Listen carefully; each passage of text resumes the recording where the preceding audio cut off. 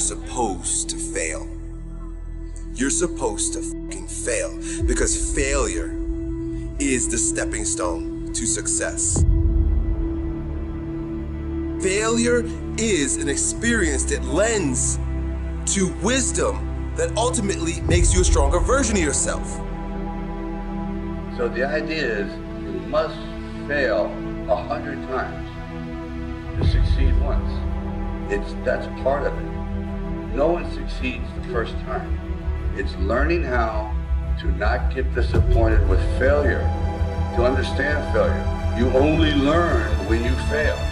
You don't learn when you succeed. As long as you don't surrender, as long as you don't give up, as long as you don't quit, then you haven't failed. It just means you've made a temporary tactical retreat. It means you've made a brief withdrawal so that you can regroup, reattack. So, as far as I'm concerned, if you get beat, unless you're dead, you are not defeated. If you want to build something new, don't spend any of your energy trying to tear down the old. Instead, spend all of your time trying to build the new. And that becomes the thing. It becomes the race against yourself. It becomes the race to see if you can make yourself better. You have a vision of who you can become, and you're constantly racing against that person. You're trying to become better than that person. You're trying to outperform your own expectations. If you tell yourself you will do something, do it. If you try and fail, try again. Learn the lesson. Learn and grow until you are ready to conquer whatever it is in your life that needs conquering. And when you can do that, when you can set a bar that is ridiculously high and then become somebody capable of surpassing that, then, and only then, will you become the person you were meant to be. So put all of your time and energy into building you.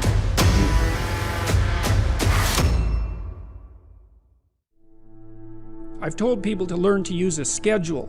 And people often hate schedules because they act as their own tyrants, right? They say, well, you have to do this unpleasant thing, and then here's another unpleasant thing you have to do, and then you have to do this unpleasant thing. And you do that for about 3 days, and you think, to hell with this, I'm not doing that, you know, and you fall off the wagon. That isn't what you're supposed to do with a schedule. You're supposed to use it to design the days that you would like to have if you were taking care of yourself. What I'd like for you to do right now, I want you to think about your dream, because I'm in a room full of dreamers. Think about your dream right now. I want you to think about it and envision it. Dreams without goals are just dreams. Make a list of 101 things you want to achieve before you die. To have ideas and visions and dreams, and then to do any means necessary to see to it that the vision come to life. Only those that can see the invisible can do the impossible. And then there's even more power to be able to see what doesn't exist, and then to be able to articulate it and verbalize it. And I know the sacrifices that went along with standing here today. We're not on this stage just because of talent or ability. We're up here because of 4 a.m. We're up here because of 2-a-days or 5-a-days. We're up here because we had a dream and let nothing stand in our way. If anything tried to bring us down, we used it to make us strong. We were never satisfied, never finished. We'll never be retired. Rest at the end, not in the middle. Everybody can be the best you're capable of being. And I want to tell you, if you want to fail, you have the right to fail. Then life's a matter of making choices, wherever you are, good or bad, because of the choices you make. Just keeping your minds and your spirits open to the possibilities. I'm telling you, stop being afraid of the unfamiliar. I know without a question that one of the most important decisions you'll make in your entire lifetime is to better handle stress. To decide that your identity and who you are anymore, you're not going to be as stressed as you were last year or the year before. We should all become more peaceful, more thoughtful, more present, more joyous people as we age. Would you not agree? And if that's true, then it's time to start now.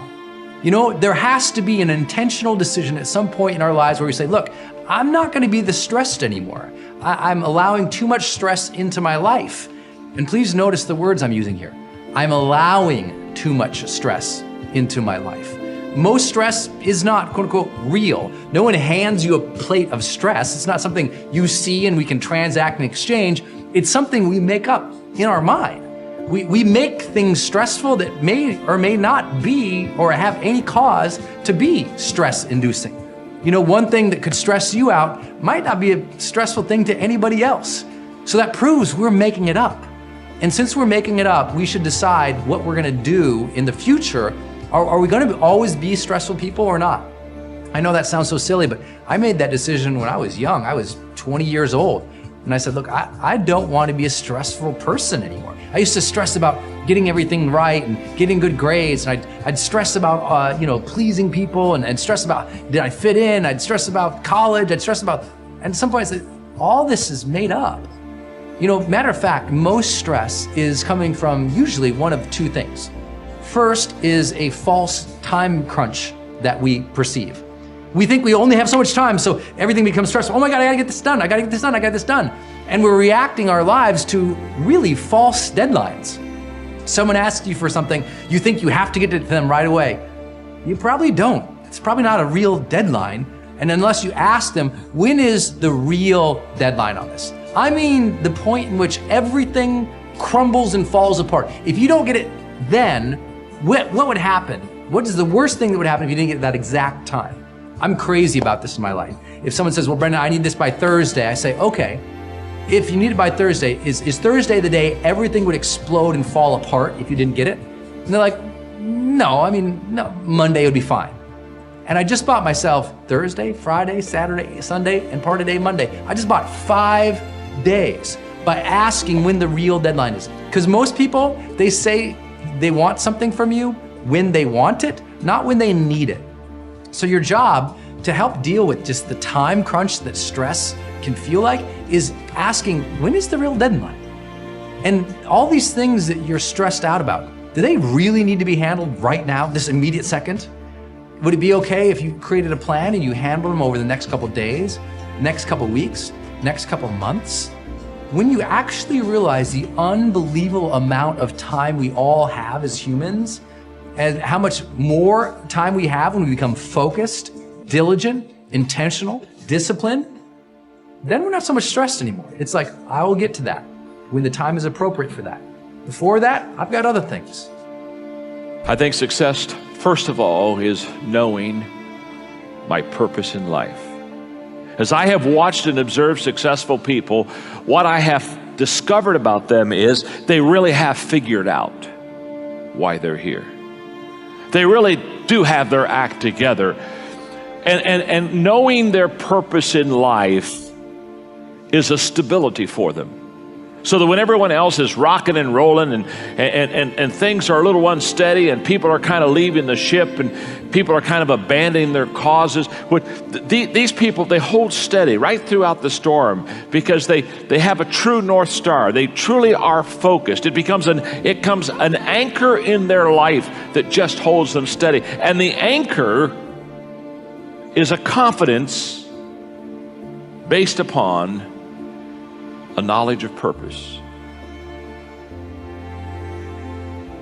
Someone said that there are two great days in a person's life: the day that they are born and the day they discover why. I'm here to tell you, highly successful people, they've discovered why. How would you tell us to develop a habit of curiosity? Well, you know what? People do look at me and see me as creative because I've written so many books, and I am curious. But when I started off in college, in my freshman psych class, they gave us a test that for each student to take on creativity. And there were 17 in that class. I can remember it well. And I was at the bottom of the class on creativity. I mean, I was like number 17 out of 17. And what the teacher posted the scores. And so, I mean, I saw how bad I was. And then I really felt bad, not only because I wasn't creative, but I was going to go pastor, I was going to go into ministry, I was going to teach, I was going to do sermons. And then I got to thinking to myself, I'm going to be another boring preacher. And that just gripped me. I thought, oh, this is going to be awful. I'm going to bore people all my life, you know what I mean? And then I'm going to ask them to pay while they hear me. I mean, this is an awful deal. So, and so two things I did. And I talk about it in the book. One is I started filing. I started taking thoughts and quotes. And the reason I started doing that is I thought, if I'm not going to be good at what I say, I need to quote somebody that is good. And so I started filing things that other people would say. So I'd go around and I'd say, well, Kim said, you know what I mean? And Joe said, and Susie said. And so that at least I would be a little bit more interested. And that's how it started. But the big breakthrough I had was, and this will help everyone. How many of you would like to be more creative? Let me see your hands, okay? How many of you would like to just absolutely have an imagination that just took you to a new level? You know what I'm saying? Okay. How many of you already have that because you're on drugs? Okay. Well, here's the key. This will work for you. I promise it'll work for you because it worked for me. I made a major change in my early 30s from just having answers and being a leader that just had to cast vision, show everybody what I was doing and where we were going. And I started asking intentional questions. And I became a person, I ask questions all the time. Every day I ask questions. And I have found just asking questions will take you on exciting journeys more than anything else. You excel in that, Ken. I've watched you over the years. You'd excel really in that. But for my early years, I didn't ask enough questions, and so therefore I didn't get enough ideas and thoughts from others. So when people say, I want to be more creative, what's step one? Step number one is ask more questions. Just go to people and start asking questions. It's amazing what you'll learn.